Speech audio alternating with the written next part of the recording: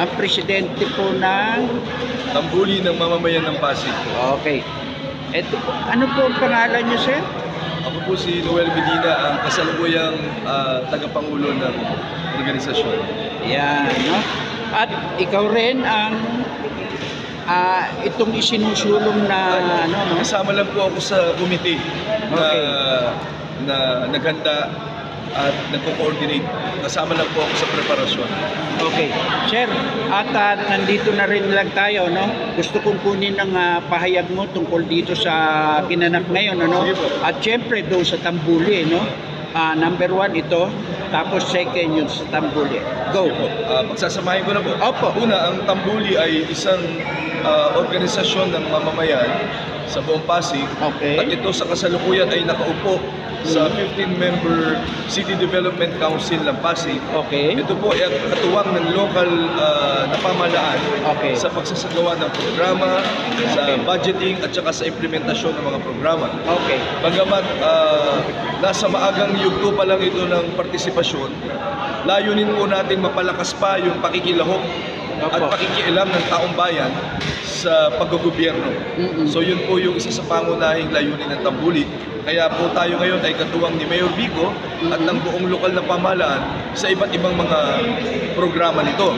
Okay. Nagkataon, ang Tambuli din po ay nagtutulak ng iba't ibang mga inisyatiba o mga Okay. pinaglalaban Opo, o opo. advokasya, at kasama na po yung Universal Healthcare Program at kasama na po yung pagtutulak ng primary healthcare Opo. na kung saan ay pinakamahalagang bahagi ng proseso ng pangangalaga ng kalusugan ng ating mamamayan. Opo. Ang prinsipyo po behind, kadalasan po, sir, di ba, yung secondary tsaka tertiary, kapag na-hospital na, Okay. kapag malala na sakit, kapag ang laki-laki na ng gastos na kailangan, samantalang pwede natin bigyang pansin o tuon ang ating primary healthcare na sa kalaunan ay bibigay pa ng katipiran sa bahagi ng gobyerno at bahagi ng mamamayan. Kasi ang taong bayan, sa atin ang gagaling yung pondo ng gobyerno. Opo, opo. At pag kulang ang pondo ng gobyerno,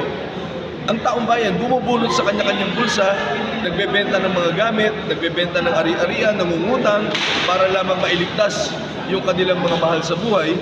So, ang teorya po namin, kapag mabibigyang diin ang primary healthcare, makakaiwas tayo sa mas malaking gastusin para sa gobyerno at saka sa taong bayan mismo. So kaya po kami ay sumusuporta rito. Ito po ay initiative ni Dr.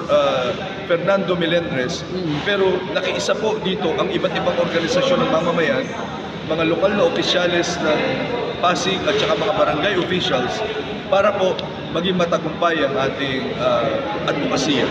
Okay, nabanggit niyo po kanina na dapat ay darating sila mayor dito. Bakit po hindi nakarating? Nagkataon, itong araw na to ay meron silang mid-year assessment Opo. ng mga opisyal, kaya lahat po kasama ang mga staff nasa probinsya. Okay. So nagkataon lang po, eksakto pong araw na to, kaya hindi po nakapagpadala ng representative. Pero si Mayor po ay may representative kanina, yun pong head ng Civil Society Office, si Mr. Reggie Tugawin. Siya po ay narito kanina, at saka si Caric Reyes, ang head ng Pasig Urban Poor Housing. Siya po. Caric Reyes. Okay. Kanina po, sama. Yung naka-t-shirt. Matangkad po, o naputi ang buhok. Okay. At siya pala yung... Okay. At yung huling mensahe po natin sa ating mga kababayan na hindi po naka-attend dito. Sige po. Okay, go. Wala po, sir. Wala pong aalalahanin dahil ito pong kampanya natin ay simula pa lamang. Ito po ay papalaganapin natin sa buong Pasig at pipilitin nating makarating down to the grassroots level. Ibig sabihin po, down to the barangay level, ikakampanya po natin itong Buong mundo. Buong mundo. Actually, buong Pilipinas at saka buong mundo. Okay. Pero siyempre, sa abot ng ating makakaya, dito muna tayo sa Pasig. At saka ang tingin po natin, malaking bagay kapag nanguna ang Pasig, baka po ito lumaganap ng mabilis. sa buong bansa. Kasi nabanggit nyo kanina na nung bago magkaroon ng klase ay sinabi nyo na dapat magkaroon ng laptop. Tama po ba? Opo, yung tablet. Kasi sinabi dati ni Presidente Duterte, wala na raw siyang pakialam kahit daw hindi graduate tsaka hindi mag-aral yung mga dahil pandemic daw eh. Nakakagulat, pagkatapos sabihin ni Presidente Duterte yun, nagsalita si Mayor Vico 1 or 2 days after, nanawagan siya na hindi, itutuloy namin ang klase, gagawa kami ng paraan na magkaroon ng tablet. Ngayon, nung sinabi ni Mayor Vico yun, nagulat ako, after 2 or 3 days, nagsalita si Mayor Belmonte ng Quezon City na sila raw ay maglalagay ng laptop. Tapos after almost a week, nagsalita ang DepEd, si Secretary Briones, bibili tayo ng laptop sa buong Pilipinas. Ayun. So nagsunura na po. So, ibig sabihin, ang point ko, dito nanggaling napakahalaga ang inisyatiba ni Pasig. Mayor sa Pasig. Dahil ito ay tinatanaw ng buong Pilipinas.